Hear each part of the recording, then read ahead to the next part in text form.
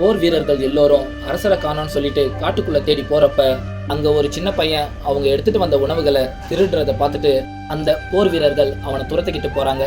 அந்த சின்ன பையனும் கல்லு முள்ளு இருக்குதான்னு கூட பார்க்காம அந்த கையில உணவை எடுத்துக்கிட்டு வேகமா ஓடுறான். அப்போ ஒரு கட்டை அவனோட காலில் குத்தி அவனுக்கு ரத்தம் வழிஞ்சு கூட கையில இருக்கிற உணவை கீழே போடாம ஒரு குகைக்குள்ள எடுத்துக்கிட்டு போயிட்டு ஒருத்தர்கிட்ட அந்த உணவை கொடுக்குறான்.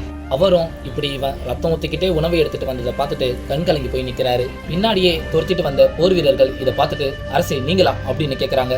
இதை கேட்டு அந்த சின்ன பையனும் நீங்க அரசரா அப்படின்னு கேட்குறான். அரசரும் அந்த சின்ன பையனை பார்த்துட்டு நீ என் கூட சேர்ந்து என்னோட அரண்மனைக்கு வந்துடுறியா அப்படின்னு கேட்குறாரு. இதை கேட்ட மந்திரியாரும் எதுக்காக இந்த சின்ன பையனை அரண்மனைக்கு கூட்டிட்டு வரீங்க, பேசாம நகையோ பணமோ கொடுத்துட்டு வரலாம்ல அப்படின்னு சொல்றாரு.